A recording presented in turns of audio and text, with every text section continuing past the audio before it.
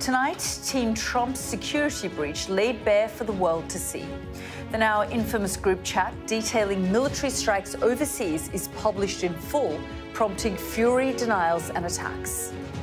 No sources, no methods, no classified information. And there were certainly no war plans discussed. Should the Defense Secretary and the Vice... Wait, what country are you from? The UK? Okay, we don't give a crap about your opinion.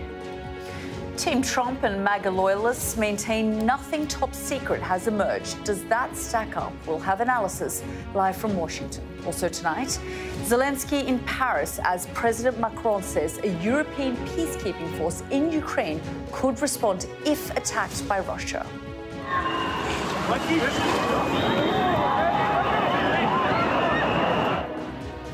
Like a sound from hell, allegations an illegal sound cannon was used on protesters in Serbia, something the president denies. Plus, rare signs of public dissent against Hamas in Gaza. Will assess the significance. And the worst forest fires in South Korea's history. It's all coming up on The World with me, Yalda Hakim.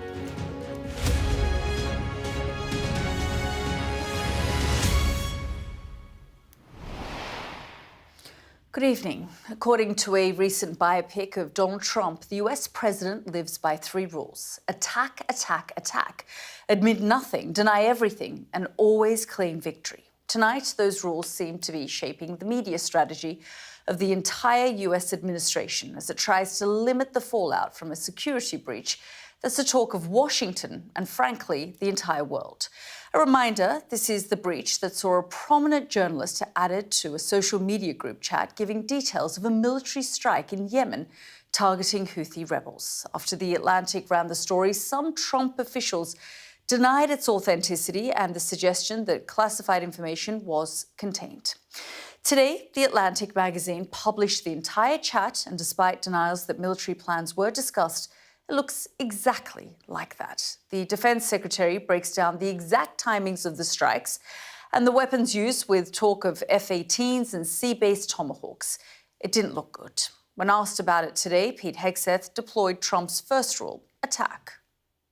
They know it's not war plans. There's no units, no locations, no routes, no flight paths, no sources, no methods, no classified information. Well, as the heads of the FBI, the CIA and the Director of National Intelligence appeared before Congress, they were also asked directly, was this a leak of top-secret classified information? Trump's second rule was deployed, admit nothing. Less than 2 weeks ago, you were on a signal chat that had all of this information about F-18s and MQ-9 Reapers and targets on strike, and you in that 2-week period simply forgot that that was there. That's your testimony? My testimony is I did not recall the exact details of what was included there. This security blunder has left allies weighing up the question of whether America can be trusted. But while that debate goes on, Trump's been looking to his third rule, to claim a victory. Tonight, he's announced plans for new tariffs on cars that, in his eyes, help America win on the world stage. But should we be a little suspicious of the timing? Is this part of what Democrats criticize as Trump's strategy to distract by flooding the zone, to provide so much news that you barely know where to begin? We do know where we want to start tonight, though. That security breach, which the White House can't shake off. Let's bring in our US correspondent, Martha Kelman. Well, Martha, I mean, it's been quite a day. Frankly, it's been quite a 48 hours. First of all, the details of this emerged after Jeffrey Goldberg revealed them. Then, of course, the shock and the way that the administration, from the president down, dismissed it. And today, frankly, the fallout from it all. Yeah, that's right, Yalda. When The Atlantic magazine made the decision to publish this story initially, it didn't publish the detail of the attack plans, as they call them, in this group text, in this Signal group chat, because they were worried about the effect that that might have on national security. The Atlantic magazine, though, says it felt forced, felt backed into a corner by the Trump administration, and that's why they published almost the full detail of the discussions on this group text today. That's because yesterday you had the Director of National Intelligence, Tulsi Gabbard, you had the National Security Advisor, Mike Waltz, appearing in front of a Senate committee hearing, saying that there was no classified information contained within these group texts. And so The Atlantic invited readers to come to their own conclusion by publishing the text. And indeed, they did contain detail of timings of these attacks, of the weapons to be used, if not specific details of the exact targets. Now, Team Trump, you heard them there saying these are not war plans, these are not attack plans, this is not classified information. Well, I've been speaking to numerous people. There are decorated generals, former national security advisors, and they are all of the opinion that that is exactly what these texts were, that they were classified information. And there's all this quibbling about whether they're attack plans or war plans. But the point is, this journalist, Jeffrey Goldberg, was exposed to details of what was a manned mission that put American lives potentially at risk hours before those strikes on the Houthi rebels in Yemen. So this post-mortem of what happened and what can be done to correct the course continues, but Team Trump very much toughing it out. And I managed to grab a word earlier with one of the key spokespeople for the Make America Great Again movement, Representative Marjorie Taylor Greene. Have a listen to how she reacted to my questions. Representative, another story that relates to the media today. Have you seen the new information revealed by The Atlantic magazine about the signal texts?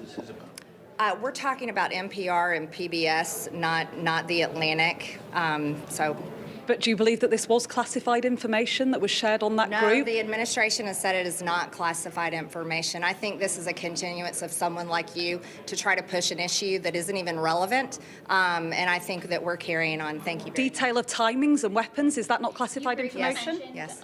Yeah. Anybody else? Should the Defence Secretary and the Vice... Wait, what country are you from? From the UK. Okay, we don't give a crap about your opinion and your reporting. Why don't you go back to your country where you have a major migrant problem? Okay, do you care? No. You should care about your own borders. Do you care about American lives being put at risk? Let me tell you something. Do you care about people from your country? What about all the women that are raped by migrants? Do you care about American... No, do you care? Okay, you're do you care about American lives being put at risk? I don't about care- service members fighting for your country? I don't care and about your fake Vice news. President Do you have and your any Defence Secretary? Yeah, this is an American journalist. Thank you. Yeah, I'm an American, and I'd like to hear your answer to what she's asked. I'm not answering her question All right, I'll because ask I you. don't care about her network. If you would like to ask, I can answer. Do you have any concerns whatsoever about the complete disregard of operational security from the top level of this administration? You want to know about complete disregard about operational security? You should talk about the Biden administration and how they ripped our borders open to terrorists, cartel, child sex trafficking, human trafficking, and drug trafficking across our borders for 4 years. The Trump administration is doing a great job, and I stand by their statements. So you have I stand by their comment statements. whatsoever about My comment to you is I'm confidence. thankful to President Trump that he is leading us out of wars, that he's ending the war in Ukraine, where American lives could have been killed if Joe Biden was still president talking about today, him. whether he liked it or not. We're talking about NPR and PBS today. We're talking about fake news that was funded with federal funding from American taxpayers. That's what this is about today, not journalists from the UK. A journalist is being vilified for exposing failings in the way that your government conducts itself. Is that not that journalist doing a good job? Does Defence Secretary Hegseth need to resign over this, Representative? Absolutely not. He's doing a great job. He's doing a great job, but he was putting American service members' lives at risk. Your country's going to put This is deflect. lives fighting a war in Ukraine that's not even a member of NATO. Is this an exercise in deflection? This should be an exercise in you worrying about your own country. Martha, I mean, quite a spiky interaction there with Marjorie Taylor Greene. I mean, we've come to expect those sorts of responses from her, but I think it also gives us a sense of just how this administration and those around it are reacting at every twist and turn when it comes to this particular incident. Yeah, Marjorie Greene is one of the most aggressive readers of the fraying Trump playbook when confronted by crisis like this.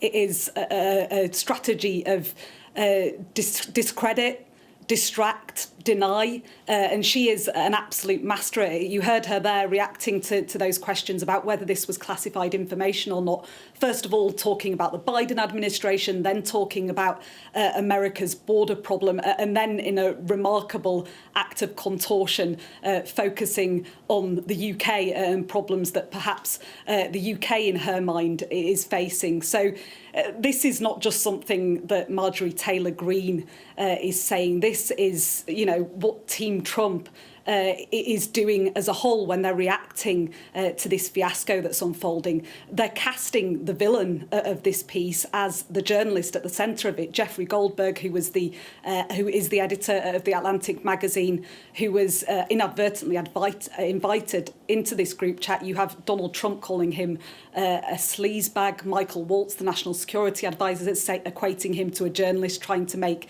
a name for himself. Team Trump clearly trying to tough out this scandal, and in this post-truth world, you wouldn't bet against them. Well, Martha, thank you so much for all of your reporting there. Well, those leaked messages didn't just lay out specific war plans. They gave us a glimpse into how Donald Trump's team talks about Europe behind closed doors. The US Vice President and Defense Secretary going as far as calling Europe pathetic. Harsh words that point to a rift that only seems to be getting wider. So can Europe really rely on the United States when it comes to matters of global security? Well, today, the NATO Secretary General sought reassurance that both sides could still work together. Have a listen. Europe needs to know that Uncle Sam still has our back. But America also needs to know that its NATO allies will step up and play their full part, without restrictions and without capability gaps. If anyone were to miscalculate and think they can get away with an attack on Poland or on any other ally, they will be met with the full force of this fierce alliance. Our reaction will be devastating. This has to be very clear to Vladimir Vladimirovich Putin and anyone else who wants to attack us. Well, the NATO Secretary-General Mark Rutte there was stressing the need for US cooperation ahead of a key meeting between European nations. The collectively named coalition of the willing countries will discuss their approach to ending the war in Ukraine without the United States. Volodymyr Zelensky touched down in Paris this evening to meet the French President Emmanuel Macron. Well, the Ukrainian president was met with an embrace as he arrived for that gathering tomorrow. Emmanuel Macron, who has been driving the coalition-building effort, is expecting 31 delegations around the world. Speaking tonight, the French president said a potential peacekeeping force could respond if Russia attacked Ukraine. Have a listen. If there were to be yet another overall aggression against Ukraine, these armies would also be attacked. And when we have soldiers, when we deploy our soldiers, they stand ready to react when they are in a position of conflict. Well, Emmanuel Macron there. Let's go straight to our Adam Parsons. And Adam, there's so much talk about peacekeeping forces. Have you been getting a sense of just how serious Macron is about this issue? Yes, he is, and I think he's absolutely serious, because this is a fundamental question in any peace deal, is how can you preserve that peace? Now, he spoke earlier about it here at the Elysee Palace and said that on the front line of the war, there can only be Russians on one side, Ukrainians on the other. And he said there is only one nation that's trying to invade another, and that is Russia. Now, clearly, if there is a ceasefire, he said there will have to be a mechanism for ensuring that ceasefire is maintained. Now, we've heard lots of euphemisms about this. One is about monitoring. He said there is a possibility that there are no troops on that ceasefire line. It is simply monitored using technology, using satellites. I don't think that's very likely. What he said was there is likely to be a peacekeeping force, and he said it could be a European Union mandate. And yes, he did talk about the possibility that if there were European forces on the ground, then if Russia attacked, they would have to respond. That has caught the eye and caught the ear of many people. I think that is at the moment quite a distant possibility, but the mere fact, Yalda, that they are talking about the practicalities of what a peacekeeping mission could look like, I think will make some here optimistic when these nations, this coalition of the willing, meets here tomorrow. And Adam, I guess the next question is, what will it take to satisfy Volodymyr Zelensky? Because, of course, he, no surprises, is really nervous. I mean, I spoke to him a few weeks ago when he came here to London about whether he's going to end up with quite a bad deal for him and his country. And I think he's still nervous. During the news conference he gave with Emmanuel Macron, a man who he greeted and treated as a friend, said he was a very loyal supporter of Ukraine. I saw him raising his eyebrows, rolling his eyes at times when he was asked questions about whether you could rely on the United States, about the threat posed by Russia, about the fact that Russia does not commit to a ceasefire deal that he has already said he would respect. But the one time I think we saw a little intake of breath was when President Macron next to him was talking about the possibility of Ukraine having to give up territory. Now, as you know, that is something that has always been a red line for Volodymyr Zelensky, to say in public that Ukraine would give up territory. I think that for a while now, behind the scenes, Ukrainians have known that they are going to have to cede land, that they cannot take this absolutist position. So I think that in these discussions, he will be talking about trying to minimize that, to lose the least amount of territory possible, and to get the greatest amount of support from these nations, not just Europeans, but the Canadians, the Turks and others, about monitoring a ceasefire, about stopping any more Russian transgressions, and about bolstering Ukraine's forces. And that is something that Macron echoed, talking about the future, that Ukraine's army would have to stay large, would have to be resilient. And to that end, the French president today announced another 2 billion euros worth of military aid, including Mirage fighter jets and air defense systems. I think if Zelensky feels he can get that deal, if he can get something that he can hold on to that he thinks will preserve the peace for his nation and stop Russia returning again, that is something that he can hold on to. But my goodness, there are so many questions about what that deal would look like. Yeah, absolutely. Adam, thanks so much for bringing us up to date there from Paris. Let's go to Washington now, because around this time every evening we hear from Donald Trump, and he's currently speaking about these tariffs on cars. Let's go straight to the White House.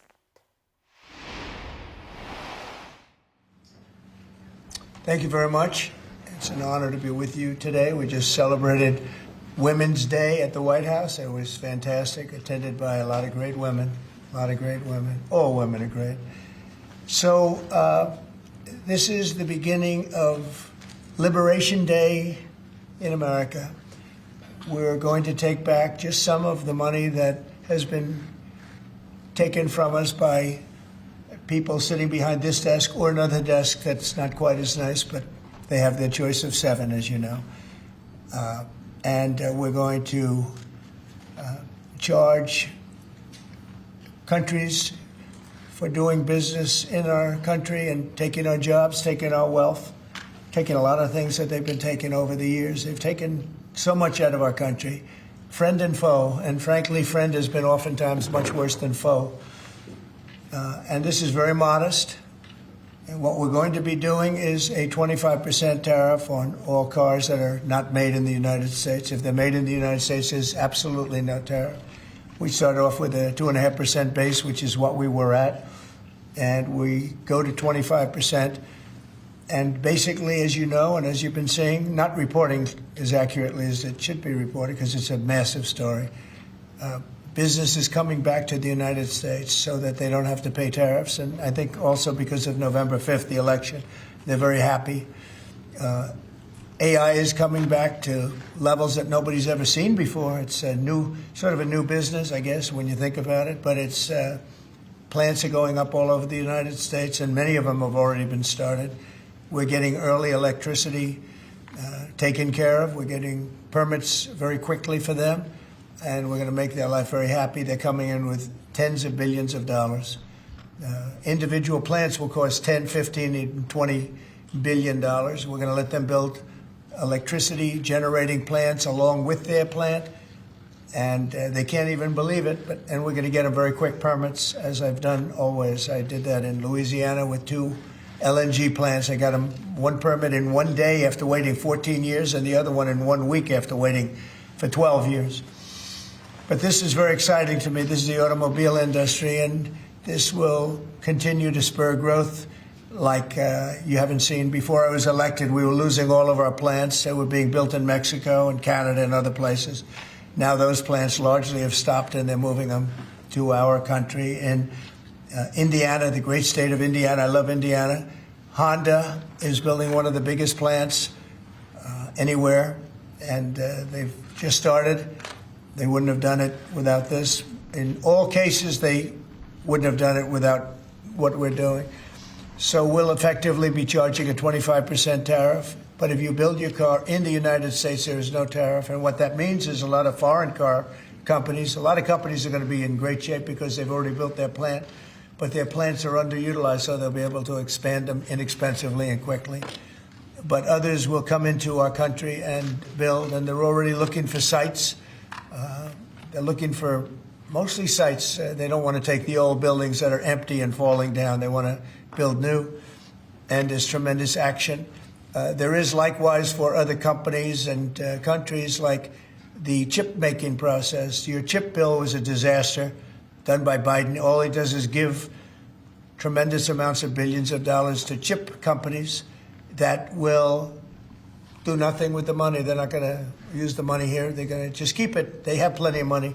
The one thing they have is they have a lot of money. In our case, all we're doing is saying you can't come in unless you build here. And the largest chip company by far is manufacturer from Taiwan is building here, and it'll give us almost 40% of the chip market just with that. They're spending almost $200 billion in the United States to build a plant, and they've almost started. They'll be doing much of the work in Arizona. So we have a lot of exciting things, but to me, this is one of the most exciting. Now, outside of one specific day, and that's Liberation Day. That's the real Liberation Day of America, and that's going to be in April 2nd, and I look forward to it. We'll have a little news conference. We'll talk about it, but this is very exciting. So we're signing a executive order today that's going to lead to tremendous growth in the automobile industry. As you know, the electric mandate that we did allows you to buy a car now, electric or gasoline-powered or hybrid. You can buy any car you want. We had it so that within a short period of time, you had to buy all electric, and the country could never provide the money necessary to build all of those power plants that you would need all over the country. As you know, in the Middle West, they built 8 power stations. That's like the size of this desk or smaller. And they ended up spending $9 billion on 8. And of the 8, 4 of them didn't work. And we're not doing that. So you can buy electric, or you can buy gasoline, or you can buy hybrid, or you can buy whatever you want to buy. And that's the way it should be. The market's going to determine that. And you're going to see prices going down, but it's going to go down specifically because they're going to buy what we're doing, incentivizing companies to, and even countries, but companies to come into America and build. And we're already setting records for new plants. I think the new plant number, the tally is just within a period of a few weeks. It's very large. I want to be accurate. It's very large. And I'd like to ask Will just to come and give some of the basics, and then I'll sign it, and it's off to the races. I think our automobile business will flourish like it's never flourished before. Yes, please, Will. Thank you, sir. As you stated, we've prepared for your attention a proclamation imposing a 25% tariff on foreign-made cars and light trucks. This is in addition to tariffs that are already in place on those goods. In addition to, as you said, spurring increased domestic manufacture of cars and trucks, we expect that these tariffs will result in over $100 billion of new annual revenue to the United States of America in tariff revenue. I think ultimately we could probably anywhere from $600 billion to $1 trillion will be taken in over the relatively short-term period, meaning a year from now.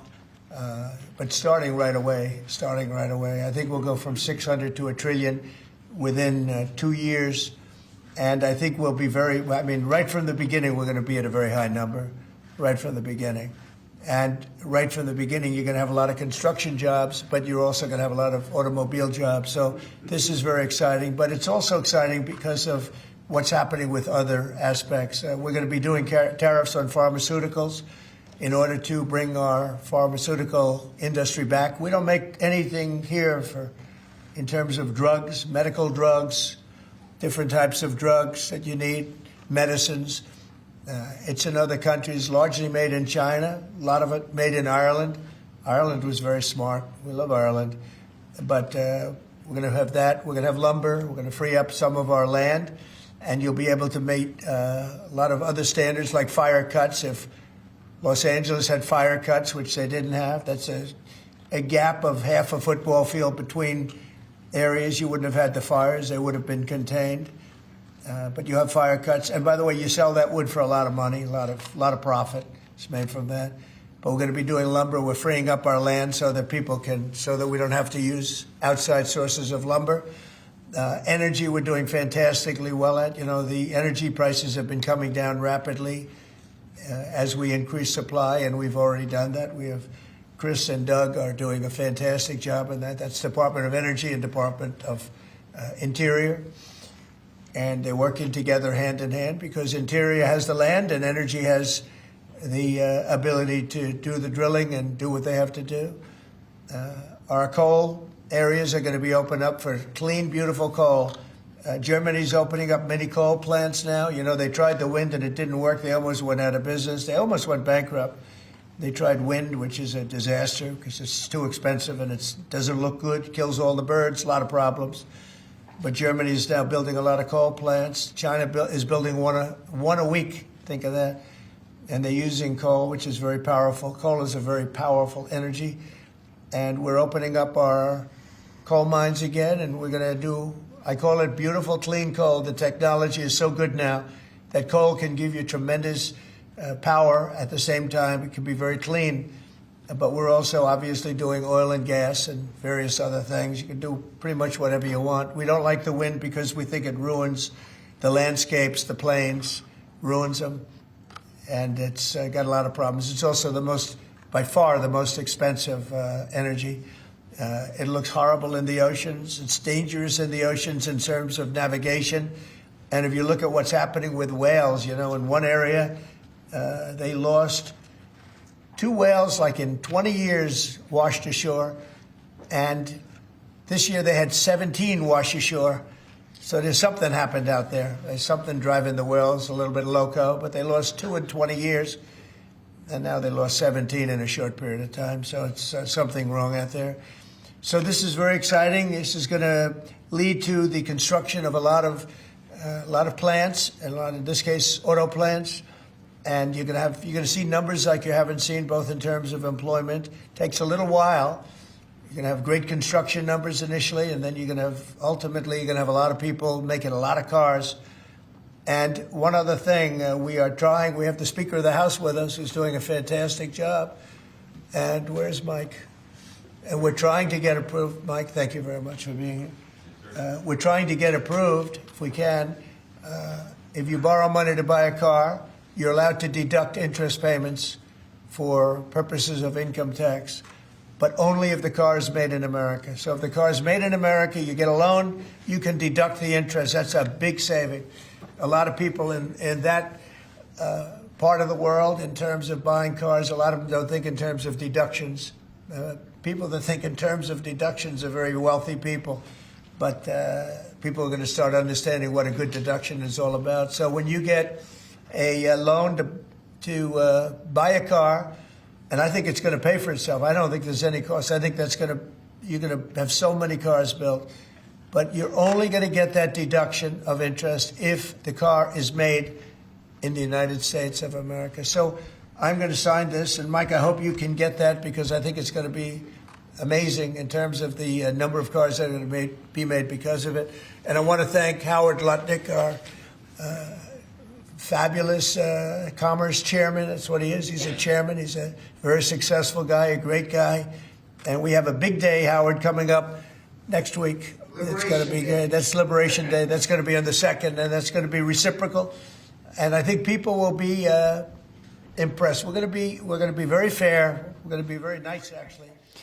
You're listening there to President Donald Trump, and he's just announced tariffs on car imports, 25% tariffs on imported cars. He said that it's going to spur enormous, tremendous growth in the auto industry. He's doing it there at a press conference in the Oval Office, and he's really widening the global trade war that he kicked off after returning to the White House. In a move that the auto industry says that will drive up prices and stymie production. But Donald Trump says it will spur growth in the auto industry. So Donald Trump there signing that executive order. Now, of course, this comes amid this scandal around his top security team using Signal and talking about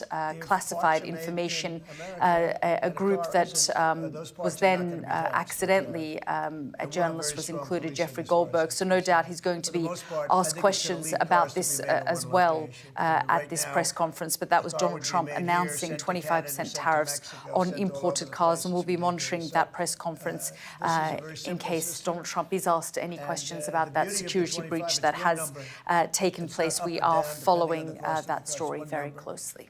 And that number is going to be used to reduce debt greatly.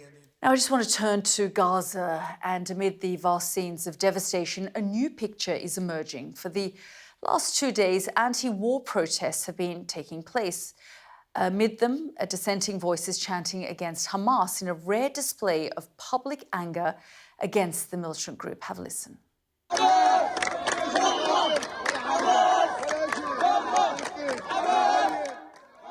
This is footage, and the images have been shared on social media, showed some people chanting Hamas out.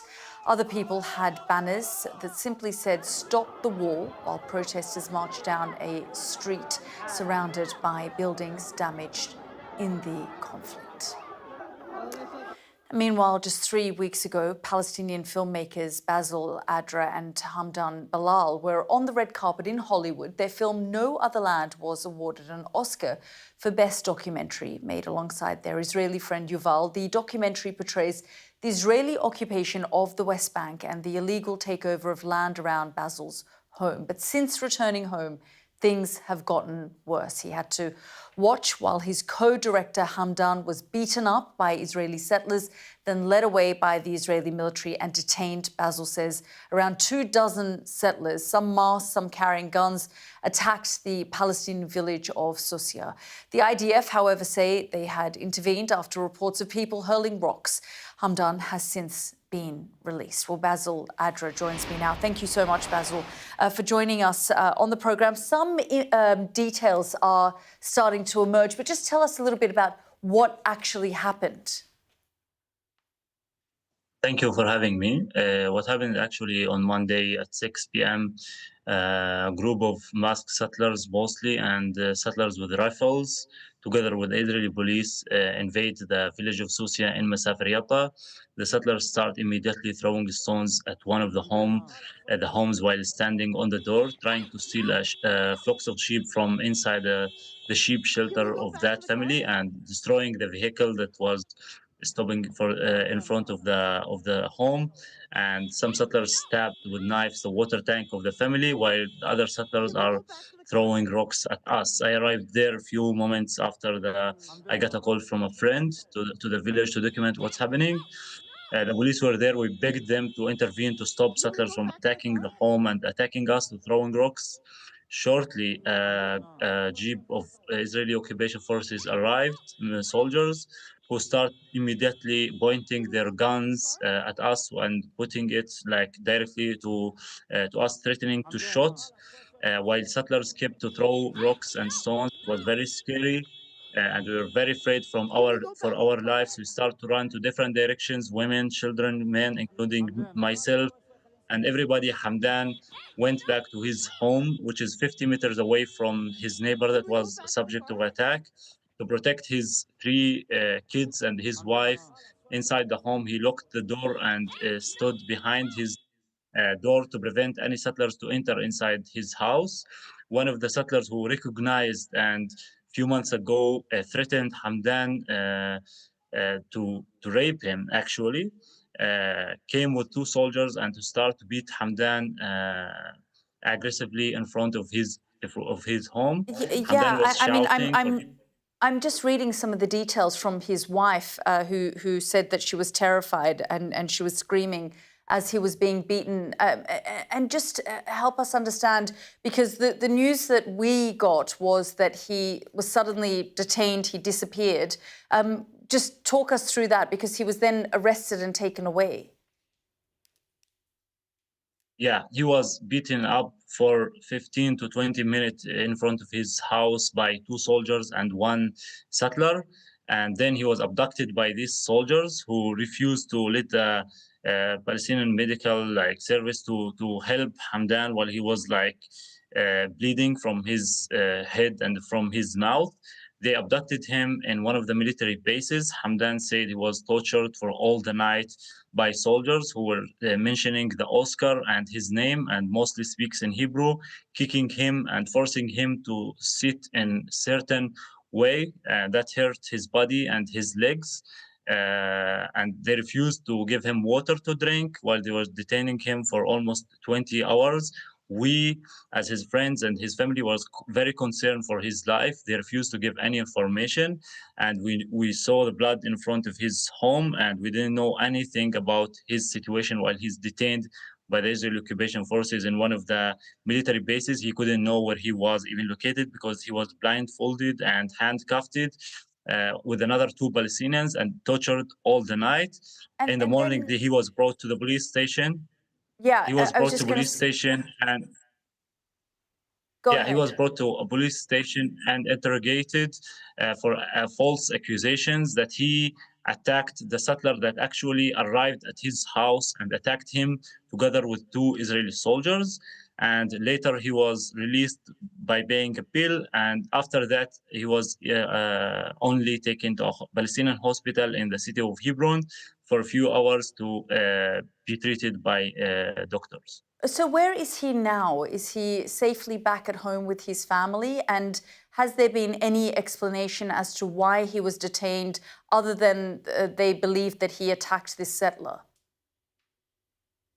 No more details than that. That's the accusation, and that's the false accusation they said to him. He's back at his home with his children, with his family, and he's safe. And I just want to ask you as well about the situation in Gaza at the moment, because, of course, we know that fragile ceasefire has broken down, and we've seen the violence escalate in the last week or so. But we've also now seen some footage, some material of residents in Gaza protesting against Hamas. Can you tell us a little bit about that? Well, the people in Gaza have been subject of genocide for over than 16 months. It's not violence, it's massacres there. Children are being massacred. almost 20,000 kids have been killed, 50,000 Palestinians have been killed by the Israeli occupation forces, and the people there has the full right to protest against Hamas, against the Israeli genocide that they are subject for, against anybody, and against the international community, against the US, who's fully supporting the genocide, and Europe that refused to enforce the international law to end the occupation. The people there deserve to be saved and deserve to stop the genocide that they're subject on because of the Israeli bombardment. Okay, Basil, we'll have to leave it there. Thank you very much for joining us here on the programme.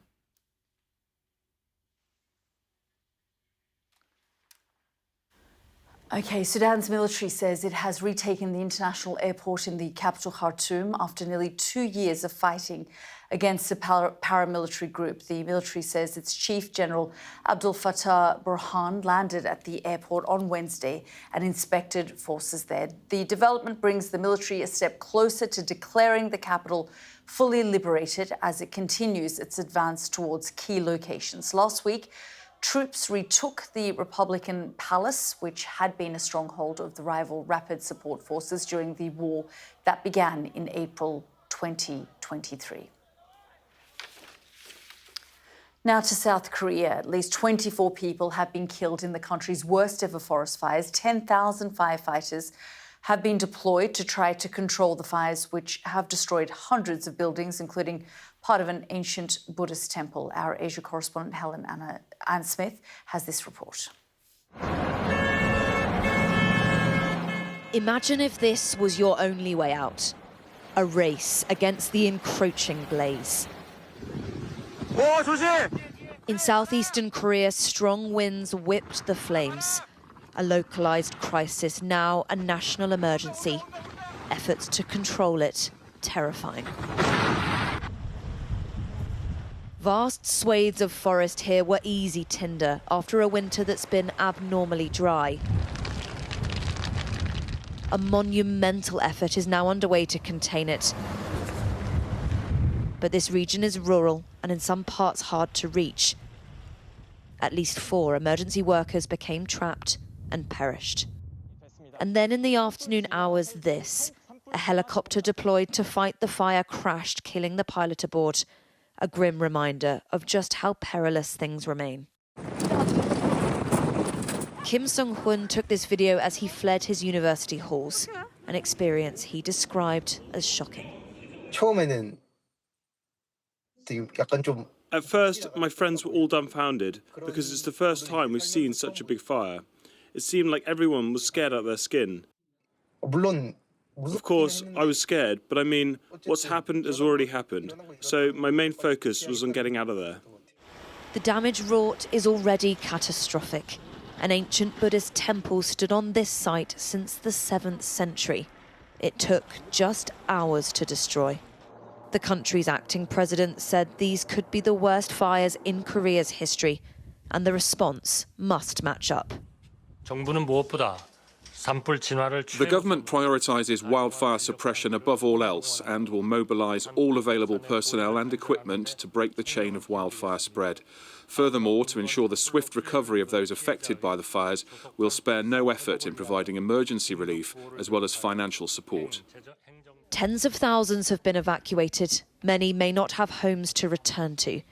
These rural communities have large numbers of elderly, their lives now upturned. My heart is pounding, and I don't know what can be done now that our beautiful mountain is all burnt. I just feel so bad. Hopes are pinned on rain forecast for Thursday. But in the face of a fire this big, it may not be enough. Ann Smith, Sky News. Now imagine this, you're in a crowd, thousands of people strong, when all of a sudden you hear a noise so alarming it splits the crowd and sends everyone into panic mode. People run for cover as they suspect an attack. 11 days ago, that's what happened at a protest in Serbia. But there was no attack you could see, just that sound. Eyewitnesses described it as like a sound from hell rolling towards the crowd.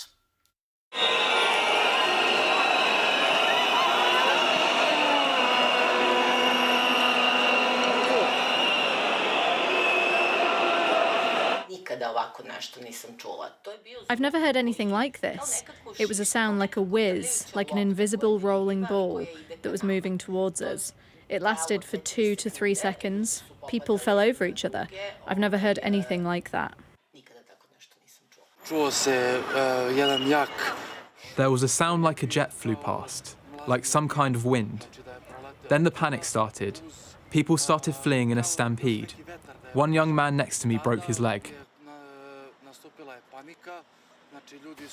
Terrifying stuff there. Well, hundreds of people have offered similar accounts. Because of that, there's accusations that the authorities, exacerbated after 5 months of protests against the government, used an illegal weapon to control the crowd. To be clear, the country's authoritarian leader, Alexander Vučić, denies this. He claims it's a plot by the West full of lies and fabrications, and that if a sound cannon was used, he'd no longer be president. That speaks to the severity of these weapons, capable of rupturing eardrums and causing irreversible hearing damage. Despite the government's denial, some Serbians remain suspicious. And that's because the authorities have changed their story. First, they denied they had the weapons. Now they say they do possess them. The question is, did they use them? Well, the story emerged at a time when there's growing concern about the rise of autocracy over democracy. In Turkey, more than 1,000 people were detained this week after coming out to protest over the detention of the popular mayor of Istanbul. Our special correspondent, Alex Crawford, covered the story for us. This was the treatment of the crowd there. Everyone's running now, and they are firing rubber bullets at us. Rubber bullets fired on peaceful protesters angry at President Erdogan, currently in his 22nd year in power. Alarming in itself, but what's also alarming about these stories is the lack of outcry overseas. European leaders were largely silent over what we've seen in Turkey, while the EU issued a statement yesterday calling on Serbia's leader to take more steps towards fighting corruption and electoral reform. Should there be more than statements, though? That is the big question. Well, let's bring in Alexander Matkovic, who was at the protest in Serbia and joins me now. Thank you so much, Alexander, for joining us here on the programme. We've been hearing some of the accounts from the demonstration, but just tell me what you heard and saw. Yeah, thank you. First of all, I was at the protest 100 meters away from where the cannon was being fired, and I was caught in a stampede. It was very eerie, but all of a sudden you have 300 and 450 people coming at you as if by command. And what happened was that I was thrown in a cafe. The cafe was barricaded. It was bolted up because somebody also threw a bomb, like a smoke grenade. And once I got outside, there was a second stampede because it turns out the weapon was fired multiple times. Once I got back home, when I saw and heard the news, there were stories piling up online from people eyewitnessing what had happened. Children, disabled people, people who had their heart transplants, they're basically pacemakers malfunctioning because of this sound. And the thing is, there was thousands of people involved. There were numerous videos, numerous hospitalized patients actually not getting the treatment they deserve and need because they were at the protest. So the government is not only covering this up, but also denying medical help to the people. And what's been happening in Belgrade is something ludicrous. It's more than 350,000 people by official accounts, which gathered in the center of Belgrade, and it lasted for almost 2 days. I work at the Institute for Economic Sciences. I regularly commute there, and basically the entire city was under blockade. There is no way that something like this could have been made up. Yeah, I mean, we saw the images and the crowd splitting up, once they heard this noise. What did you all think was going on? What did you think it was? Yeah, I had no idea. I just heard the whistling sound basically rising in pitch, and all of a sudden I saw these hundreds of people just veering towards me, running towards me. And the thing is, because of this, I thought it was maybe crowd psychology, maybe it was something like a mass panic, but it turns out it was almost instantaneous from all sides, which I could see basically. So there was something that caused all of this. And you can see people falling over, getting injured and whatnot. And I have some sort of background in sound design. I knew about these weapons. And thing is, it's illegal. It's military equipment. It's usually not used. It's never been used in Serbia. The thing is, it was used against the crowd, which was standing still, doing nothing. There was no threat from the crowd. These are peaceful students' protests. Maybe they're not heard or talked about in Western media that much, but the thing is, this is an unprecedented occasion when a government is firing a weapon, illegal weapon, against peaceful demonstrators, demonstrating a force which will probably be used again should this demonstration continue, which allows me to question the next steps of the government. Yeah, I mean, just briefly, I mean, the president and the government deny that they've used these weapons. In fact, President Vučić says, I wouldn't be here, I wouldn't be the leader if I had used this kind of weapon against these protesters. Just your response to that. Yeah, well, basically, as you said yourself, we've been getting various different statements. So first of all, they said they had a weapon, then they don't have the weapon, then they have it, but they didn't use it. And now Vučić is, worst of all, he's calling in counterintelligence agencies from Russia and from the US, so FBI and FSB, to investigate the occasion. This must be understood in a context there in which Vučić has been actually attacking members of civil society organizations for about a month and a half now. On the pretext that they are collaborating with US aid. So the thing is, he's now aligning himself with Russia and the US in order to quell his own protests. I think that is an unprecedented occasion which a head of government is calling for counterintelligence agencies from abroad to come within Serbia to quell the resistance. So we're actually in an unknown terrain right now. Well, Alexander, we'll have to leave it there, but thank you very much for joining us here on the programme. Thank you. Goodbye.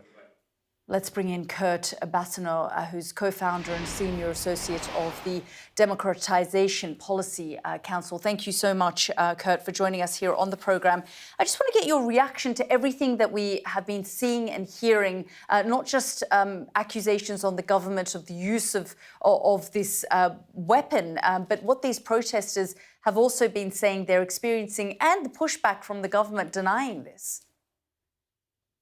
I mean, this protest cycle has been going on for 5 months. So there was a lot of chatter prior to March 15th, when this weapon was apparently used, that the government was going to employ some sort of violence to generate chaos. And I think that was the intended outcome of the use of this, to create a stampede and to initiate a cycle that would allow the government to claim that it needed to impose martial law or some sort of state of emergency.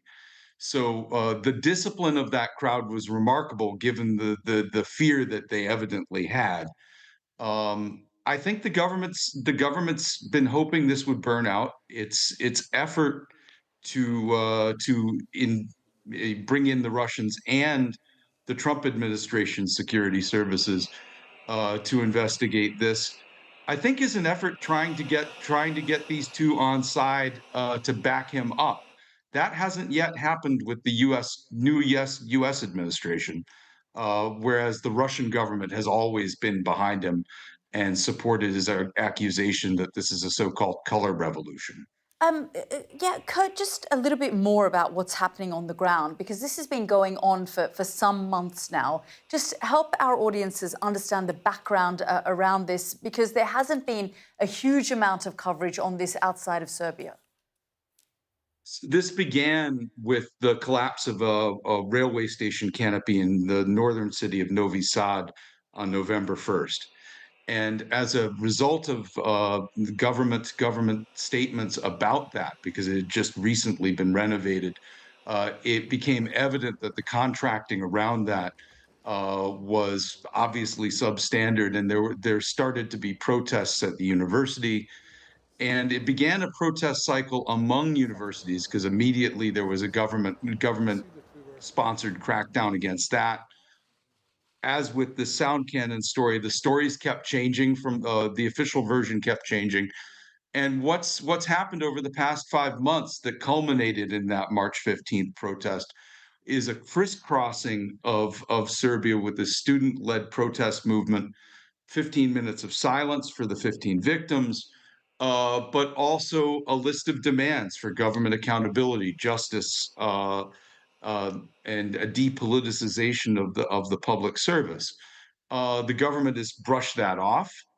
And as your previous interviewee said, and your original package had said, there's been precious little Western attention toward what's going on here. And these students and citizens are making demands that are consonant with the proclaimed values of, for example, of the European Union.